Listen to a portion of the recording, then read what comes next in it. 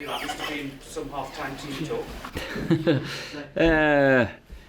Nah, there wasn't any cups flying or anything. We just had to get the troops together and get back to what we're good at, and more aggressive, more urgency without the ball, and more composure on the ball, because we were slow off the ball first half. We were too rash with the ball, just kept giving the ball away. With the trip to Kazakhstan, saving many players, having rotated a lot through this group stage and ending up winning the group, not playing against Ajax or Inter in the next round, is that a perfect group stage for you in the Europa League? So far, yeah, it's been they've done great, the boys. They and the team in Astana as well. They played really well. That's the only game we've conceded in, and that's something we're proud of. And there's so many games. There's so many games in this league. So many games in December, especially. I think we have 11 in 34 or 35 days.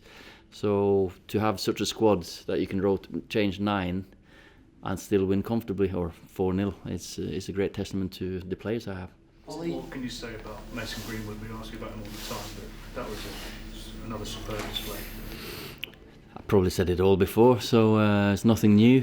That's what he does. And tomorrow he'll probably go in training and score a few more, and then he's always done it. That's just natural for him. He's a natural footballer, but the closer he gets to goal, the more dangerous he is.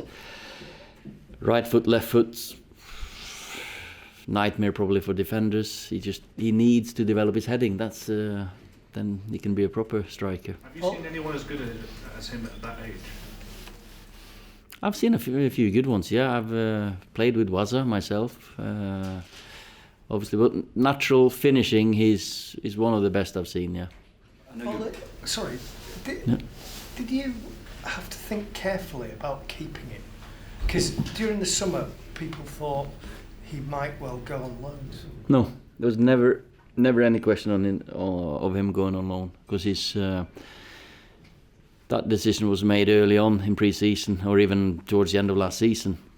I knew we got a top talent there, and I think this club is the best at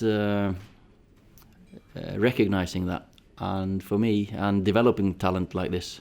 And there's no better place for him to be than here. I know you would rather probably play in the Champions League this year, but because you've had a campaign in the Europa League, do you think the development of the young players is perhaps further ahead than it perhaps would have been if you'd been in the Champions League? Of course, you've got to make the most of your situation, and we knew that this year is going to be a one with Europa League, and they've had some great experiences, these kids, and the developing and the learning. They must have learned so much from the difference between the first and second half today, even, because second half is more Man United. First half that's not our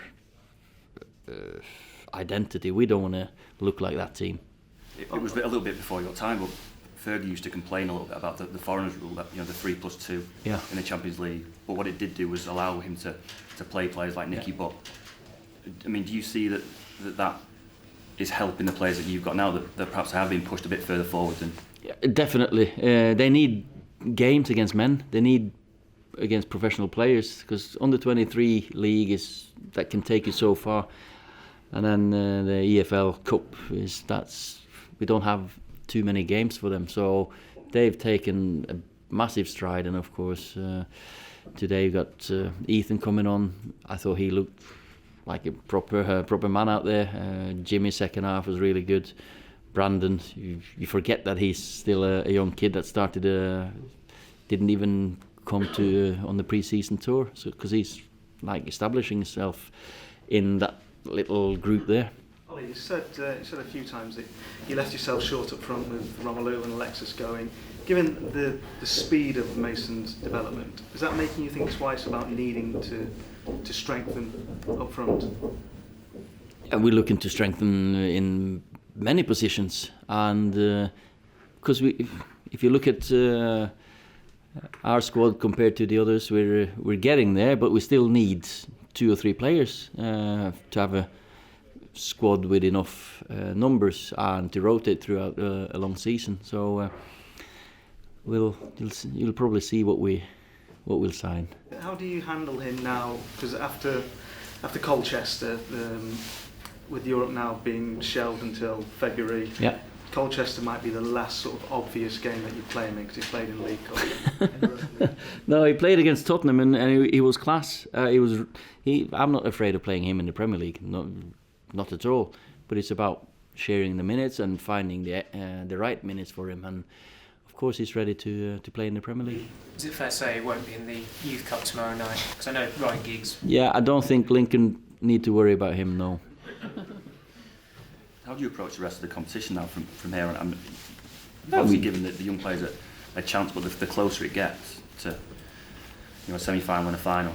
They've not put a foot wrong, so they don't give me any reason to not play them as much as I can. So it depends on who's injured and who's fit and how we're doing and who needs games. Because that today was about they needed games. Yeah, we wanted to win the group, but I felt quite confident that we would do that.